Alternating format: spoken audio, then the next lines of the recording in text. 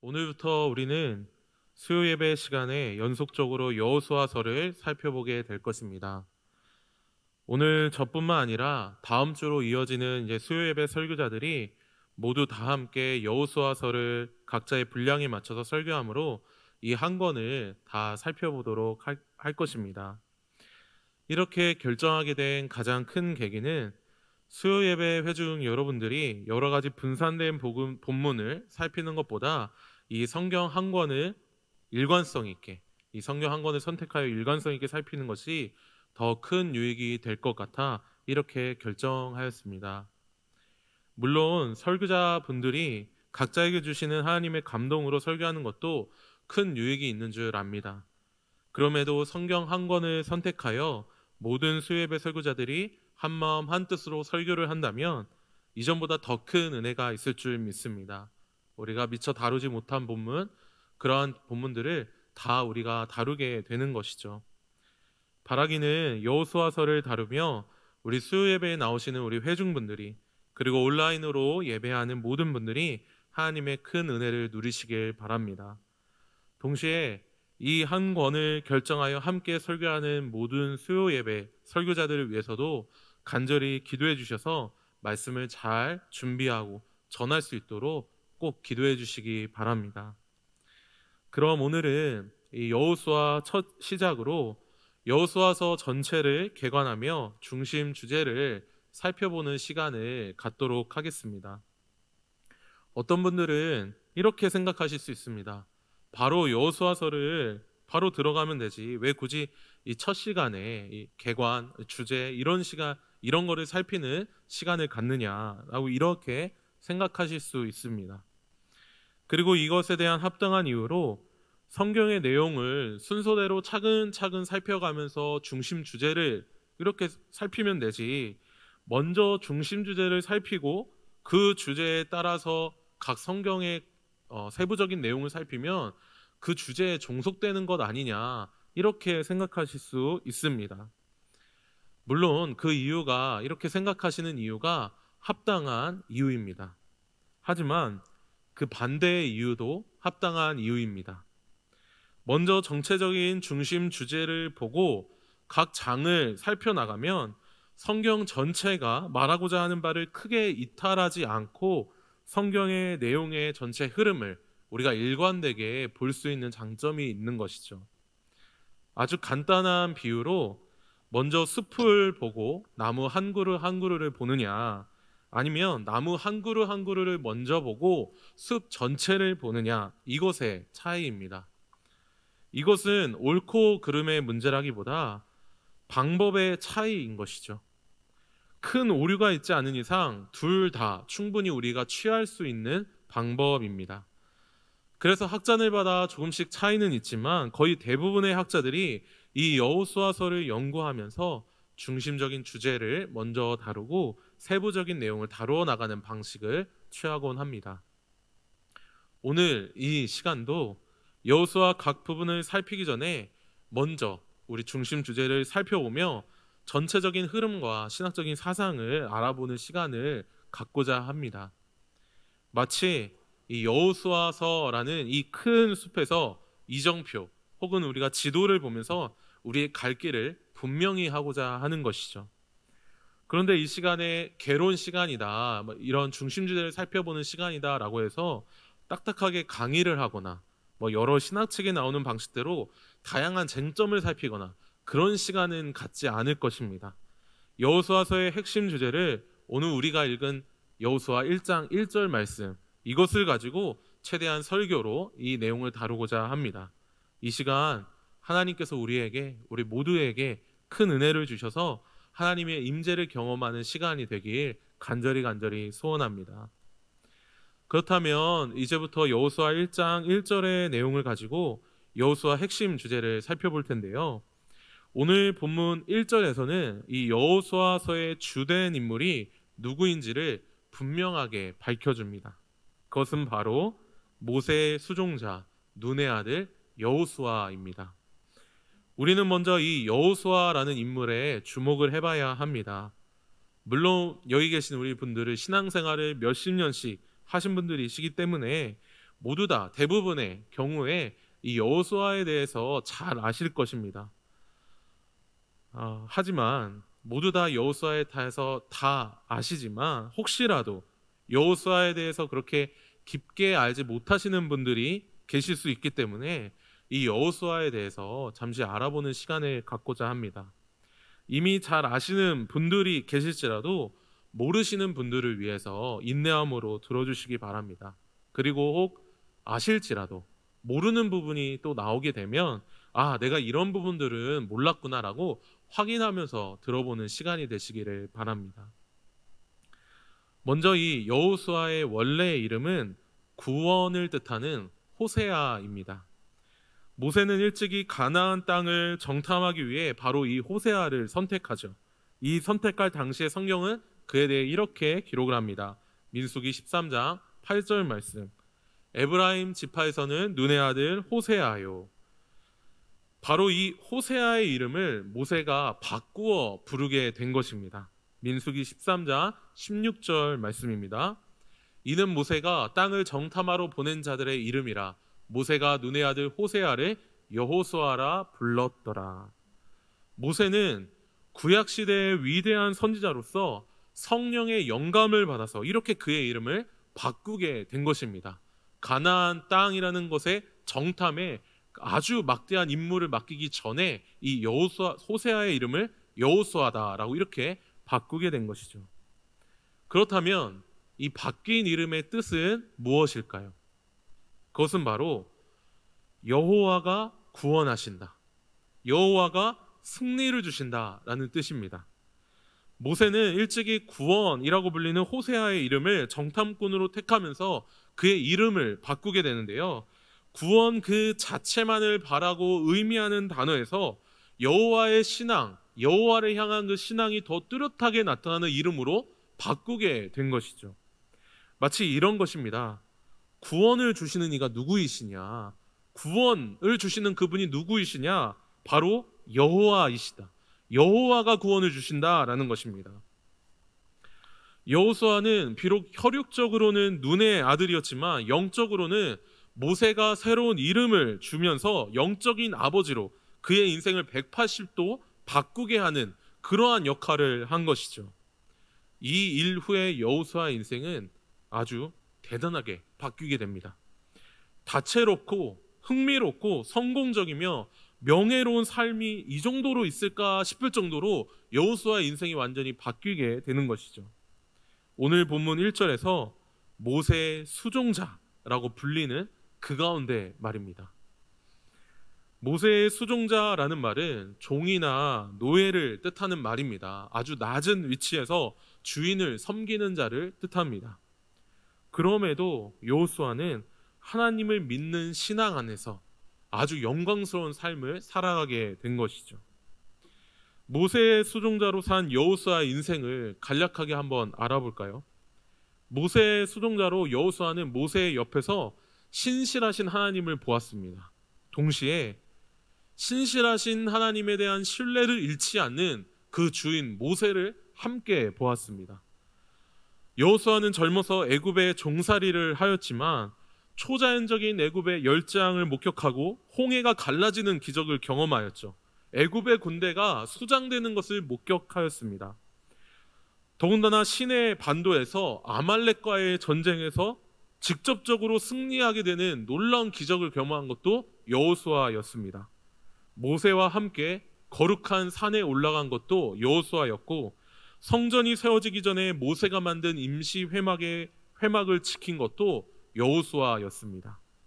12지파의 대표로 선출되어 정탐꾼 활동을 하였고 갈렙과 함께 믿음으로 그 땅을 정복할 것을 바라본 유일한 인물이기도 합니다. 그래서 여호수아와 갈렙을 제외하고 모든 이스라엘 백성 1세대가 광야에서 징계와 심판을 당한 것을 지켜봐야 했죠.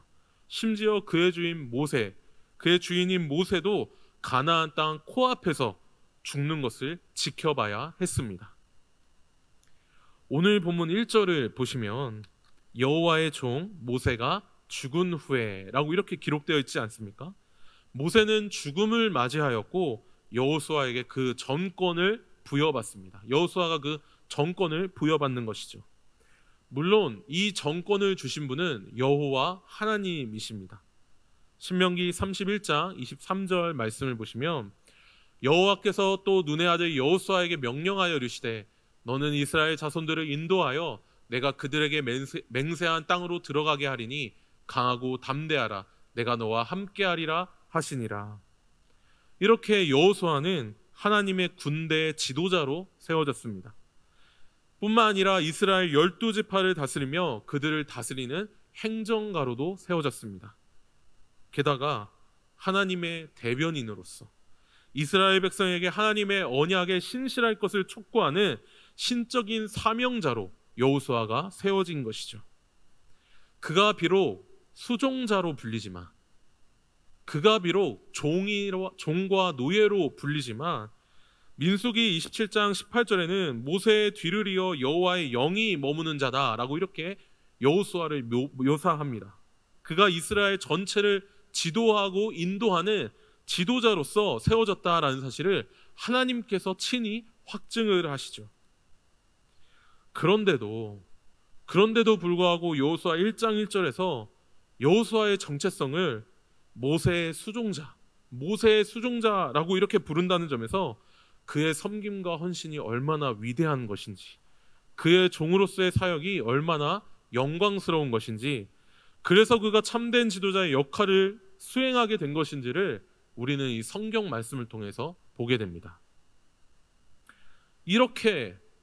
이렇게까지 다채로운 삶을 살아간 자가 있을까요? 이렇게 다채로운 삶을, 영광스러운 삶을 살 뿐만 아니라 순종적인 삶을 살아간 자가 있을까요? 이것이 가능한 이유가 무엇이겠습니까? 그가 신앙이 좋아서이겠습니까? 그가 순종을 잘해서 그랬겠습니까? 그가 능력이 뛰어나서 그랬을까요? 모두 다 아닙니다. 물론 어느 정도의 이유가 있을 수는 있지만 궁극적인 이유는 될 수 없습니다.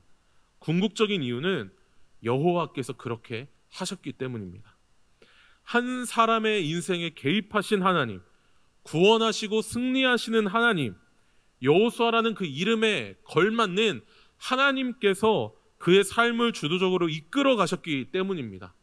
여호수아의 이런 영웅적인 일대기의 참 주인공은 하나님이셨던 것이죠. 하나님이 구원하시고 승리를 주셨기 때문에 여호수아의 인생이 이렇게 아름다울 수 있었던 것입니다. 우리 인생의 주인공은 누구입니까? 내가 주인공입니까? 아니면 하나님이 주인공입니까? 현 시대를 살아가는 우리들이 너무나도 많이 듣는 내용은 나의 삶의 주인공은 나다, 내가 주인공이다 라는 말입니다. 모든 것이 나 중심으로 돌아가고 나 중심으로 활동할 수 있도록 사고를 다 조종한다라는 것이죠. 그것이 참으로 멋있는 삶이다, 그것이 참 다채로운 삶이다, 명예로운 삶이다, 성공적인 삶이다, 영웅적인 삶이다 라고 조장을 합니다. 하지만 그러한 삶의 마지막은 언제나 비참입니다. 왜냐하면 하나님께서 결국 그러한 인생의 마지막을 최종 심판으로 이끌어 가시기 때문입니다. 아무리 이 땅에서 호화스럽게 살아간 자가 있다 할지라도, 아무리 이 땅에서 영웅적인 삶을 살아갔다라고 할지라도 그러한 삶을 산 모든 자가 그랬듯이 결국 죽음 자체는 어떻게 하지 못합니다. 그리고 죽음 이후에 하나님이 내리시는 최후의 심판도 어떻게 하지 못하는 것이죠. 그렇기 때문에 성경이 말하는 바 그대로 하나님이 우리의 삶의 주인이 되시기를, 하나님이 우리의 삶의 주인공이 되시기를, 그렇게 하나님이 친히 우리 삶에 개입하여 주시기를 우리는 바라야 합니다. 문제는 심지어 교회 내에서도 나 스스로가 인생의 주인공이다 라고 여기면서, 그래서 이런 영웅적인 일대기를 그린 여호수아의 삶을 모범적으로 바라보며 그의 신앙적인 일대기에 관심을 많이 가진다라는 것입니다. 그래서 어떤 카리스마 있는, 어떤 특별한 매력이 있는 주인공적인 신앙의 인물들이 많이 나오기를 구한다라는 것이죠. 교회 내에서도 말이죠. 그런 교회가 참으로 성공한 교회이고 이상적인 교회라고 생각하는 게 한국 교회의 현실입니다.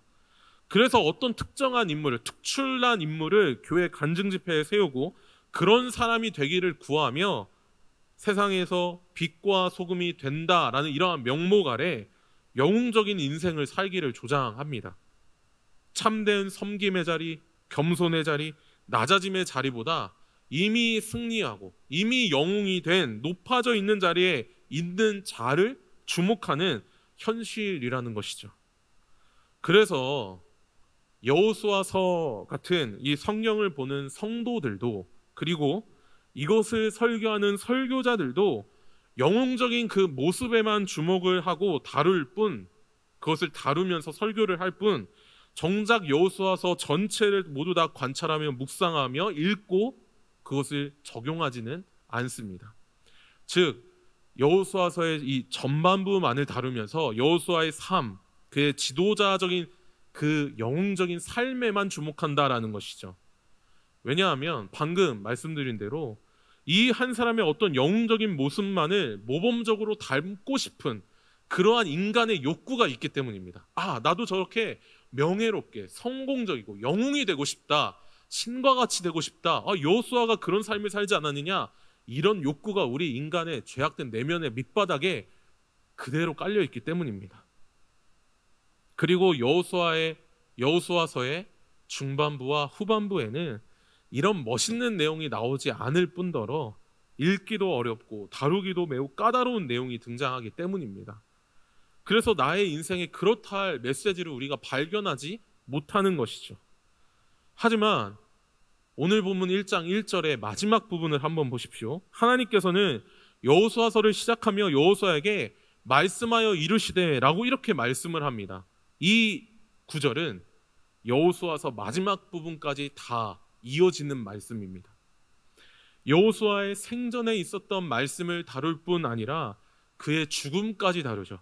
그리고 그 생애 전반에 걸쳐서 여호와 하나님께서 말씀하여 이르신 모든 것을 다 기록한 것이 여호수아서 성경 말씀입니다. 하나님의 계시의 말씀인 것이죠. 그렇기 때문에 우리는 여호수아라는 인물을 알고자 할 뿐만 아니라 그의 배후에 참된 주인공으로 역사하신 그 개입하신 하나님을 알아가려면, 그래서 그 하나님께서 여호수아에게 말씀하여 이르신 말씀 전체를 다 이해하려면 여호수아서 전반부뿐만 아니라 중후반부의 모든 내용을 다 다루어야 합니다. 그의 인생에 어떻게 하나님께서 개입을 하셨는가, 때마다 어떻게 그의 삶에 개입하셨는가, 그리고 그러한 여호수아를 통해서 이스라엘 백성, 하나님의 백성 공동체가 어떤 삶을 살아갔는지를 우리는 확인해 봐야 합니다. 그래서 앞서 강조했듯이 더더욱 여호수아서의 전체적인 핵심 주제를 살펴야 하는 것이죠. 이 핵심적인 주제를 우리가 살피지 않는다면 여호수아의 전반부에 나타난 이 영웅적인 모습에만 우리의 시선이 자꾸 쏠리게 될 것입니다. 그 외의 내용에서는 이렇다 할 특별한 하나님의 이 말씀 계시의 내용을 접하기 어려울 것입니다. 그렇다면 여호수아서의 이 핵심 주제는 과연 무엇일까요?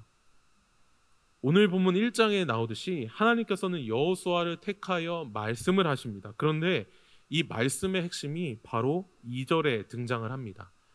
물론 이 2장 내용은 다음 수요 예배 때 이제 다루게 되겠지만 그 중에서도 한 부분을 우리가 주목해서 이 시간 다루려고 하는데요. 그것은 바로 이스라엘 자손에게 주는 그 땅으로 가라라는 이 말씀입니다. 여호수아의 핵심 주제는 바로 그 땅에 대한 내용입니다. 여기서 하나님께서는 그 땅이라 이렇게 말씀을 하시죠. 그 땅이라 하는 이 말은 어떤 특정한 땅을 말합니다. 아무 땅이 아니라는 의미입니다. 바로 요단강을 건너가서 가야 할 그 땅인 것이죠. 우리가 잘 알듯 가나안 땅입니다. 그런데 이 가나안 땅은 어떤 땅인가요? 바로 하나님께서 일찍이 말씀하셔서 주시겠다라고 하신 약속의 땅입니다. 전문적인 신학용어로 언약이라는 이 언약이라는 용어에 담겨져 있는 바로 그 약속의 한 부분인데, 아브라함 언약, 이삭 언약, 야곱 언약, 모세 언약, 그리고 혹은 시내산 언약이라고 불리는 이 언약의 한 조항으로 가나안 땅을 의미합니다.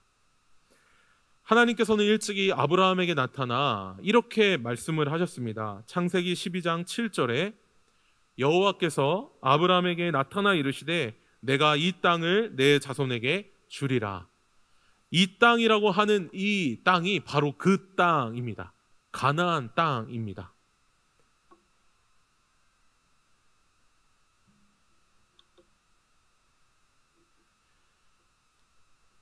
모세오경은 바로 이 땅에 대한 약속이 담긴 책입니다. 모세오경, 창세기, 출애굽기, 레위기, 민수기, 신명기, 이 책들은 이 땅에 대한 약속이 담긴 책이라는 것이죠.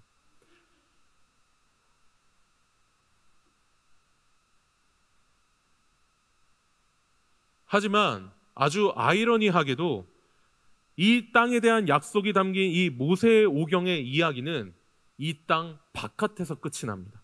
이 이야기가 이 땅에 들어가지 못하고 그 바깥에서 끝이 납니다. 심지어 이 약속을 받은 모든 사람들은 죽게 되죠. 모세뿐만 아니라 이스라엘의 출애굽 1세대 모두가 다 그렇게 죽게 됩니다. 이 약속을 바라고 출애굽, 애굽을 탈출한 이들이 다 그 전에 죽게 됩니다.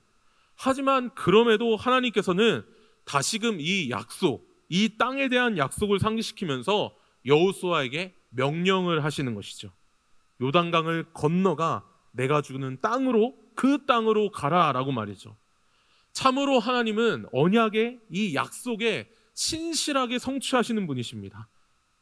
동시에 여호수아 역시 신실한 믿음으로 여호와 하나님께 반응하죠.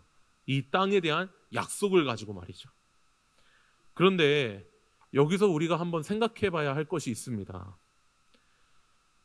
여호수아가 하나님의 언약의 신실함에, 그 하나님의 신실함에 신실하게 반응했던 그 반응은 정상적인 일이 아닙니다. 생각해 보십시오. 여호수아는 눈 앞에서 그가 평생을 모신 모세가 죽었습니다. 가나안 땅을 그토록 열망하던 그 주인이 죽은 것이죠.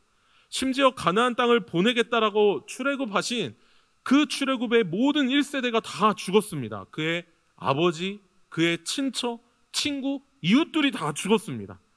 게다가 하나님은 신실하시다, 자비와 긍휼이 넘치시다라고 하지만 그것에 반응하지 못하는 이스라엘의 반역을 통해 인간의 죄의 실상을 바라보게 되었고 그에 따른 하나님의 심판 행위도 목격을 했습니다. 바로 옆에서 말이죠. 우리라면 이러한 상황에서, 모두가 다 죽어나가는 이런 비참한 상황에서 신실하게 하나님을 바라보는 것이 과연 가능한 일이겠습니까?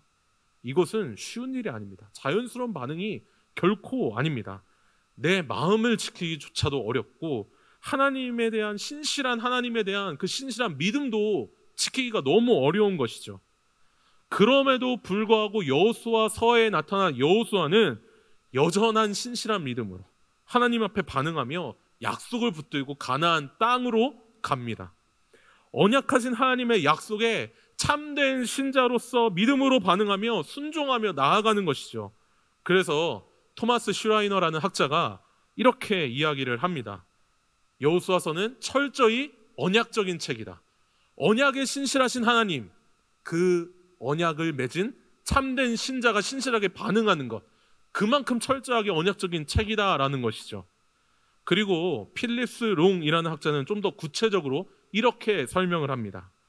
여호수아서는 구약 시대에 일어난 하나님의 위대한 구원 역사의 두 번째 부분에 대하여 설명해 준다.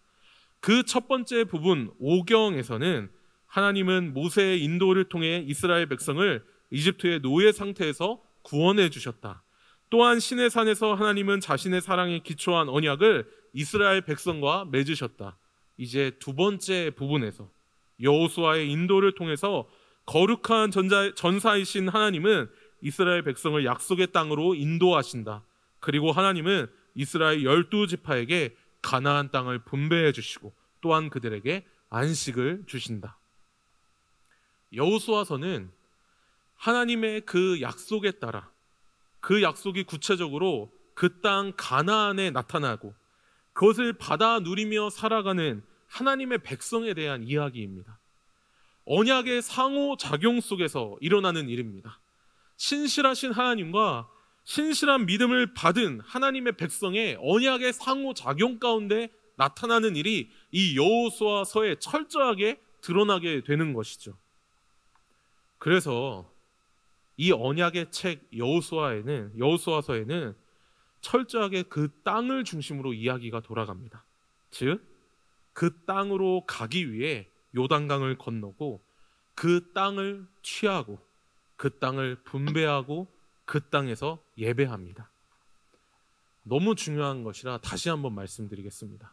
그 땅을 정복하기 위해 먼저 요단강을 건너고 그 땅을 취하고 그 땅을 분배하고 그 땅에서 예배합니다.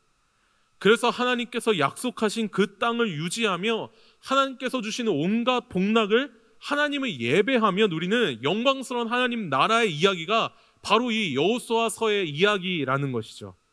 특별히 여호수아서의 가장 몸통 부분, 가장 많은 분량을 차지하는 땅을 분배하는 내용이 있는 여호수아서 13장과 21장까지의 내용은 목회자들, 설교자들이 가장 깊이 하는 부분이지만 가장 핵심적이고 가장 가치가 있는 부분입니다. 왜냐하면 이스라엘 백성들이 어디에서 살아가든지 하나님과 그들을 연결해주는 언약, 그 하나님의 약속을 그들이 누려야 할 그 분배받은 땅과 연결을 해주기 때문입니다. 하나님의 약속이 말로 된 약속이지 않습니까? 약속, 내가 가나안 땅을 보내겠다. 아브라함이 그냥 말로 하시지 않았습니까? 어떻게 보면 이것은 사실 실체가 없는 공수표와 같습니다. 인간 입장에서 보면 말이죠. 하나님은 물론 말씀으로 천지를 창조하신 분이시지만 인간의 입장에서 그 약속은 사실 믿음으로 바라보지 않으면 공수표와 같다라는 것이죠. 그런데 그 약속이 실체로 나타난 것입니다. 땅으로 나타난 것이죠. 그래서 그들에게 확신을 심어주도록 눈에 보이게 나타난 것이 가나안 땅입니다. 그래서 그 땅을 분배하는 일은 우리의 상상을 초월할 정도로 가치가 있는 것이죠. 하나님이 약속을 성취하실 뿐만 아니라 그것을 정복하도록 하실 뿐만 아니라 그것을 누리도록 하시는데 그 땅을 분배하시고 그 땅을 분배하시는데 그치는 것이 아니고 아주 구체적으로 세밀하게 분배하시는 것이 하나님이 얼마나 그 약속을 신실하게 지키시는가, 하나님이 그 말씀에 얼마나 신실하신 분이시고 얼마나 세밀하게 그 친백성을 돌보시는 분이신가, 얼마나 아름다운 왕이신가를 우리에게 보여주는 게 그 땅의 분배의 이야기라는 것입니다. 모세의 오경에서 이미 각 지파에게 약속을 하셨습니다. 각 지파 백성들에게 약속한 것이 어떻게 정말 실제적으로 성취가 되느냐, 구체적으로 살필 때 그 빛이 더 빛나게 될 것입니다. 이 과정에서 하나님은 주권적으로 일하시고 하나님의 신실한 백성은 그 주권에 얼마나 성실하게 순종을 하는지 우리는 보게 되는 것이죠. 하나님의 철저한 주권적인 역사와 인간의 책임 있는 반응, 의무, 순종이 아름답게 조화가 되는 게 이 여호수아서 책의 내용입니다. 물론 하나님의 백성들의 신실한 순종은 하나님의 일방적인 구원 행위의 뿌리를 내리고 있습니다. 그래서 이스라엘의 순종은 하나님이 구원하신 것에 기쁨과 감격, 사랑과 감사의 반응인 것이죠. 언약에 대한 순종입니다. 그럼에도 불구하고 참된 신자들이 얼마나 영광스럽게 하나님의 약속에 참여하는가, 전쟁에 어떻게 동참하는가, 그것을 우리는 똑똑히 보게 될 것이고, 그렇게 함으로써 언약에 신실하신 하나님을 더 영광스럽게 우리는 찬양하고 예배하게 될 것입니다. 어떻습니까, 성도 여러분? 여호수아서가 기대되지 않으십니까? 여호수아서를 시작하면서 단순히 여호수아라는 인물에 초점을 맞추지 않고 여호수아의 정복 전쟁에 초점을 맞추지 않고 여호수아서 전체에 흐르는 이 하나님의 약속, 그리고 그 약속이 어떻게 구체적으로 성취되는지를 우리가 보면서 여호와 하나님의 하나님 되심을 높이는 것, 이것이 우리에게 설레게 하지 않습니까? 이 가운데 참된 신자의 반응이 무엇인지 우리는 여호수아, 갈렙 여러 지파를 통해 확인하게 될 것입니다. 물론 그렇지 못한 인물과 지파도 발견하며 경각심을 우리는 갖게 될 것입니다. 이 모든 과정을 통해 우리 모두는 여호수아서에 나타난 하나님, 약속들을 성취하시는 땅의 주인이신 하나님, 우리의 충성과 순종을 온전히 다 바쳐야 할 그 하나님, 모든 정복 전쟁을 거룩하고 전능하게 이루시는 군대 장관이신 그 하나님, 무엇보다 우리에게 안식을 주시는 참된 지도자이신 하나님을 더 사랑하고 섬기는 신자로 성숙해져 갈 것입니다.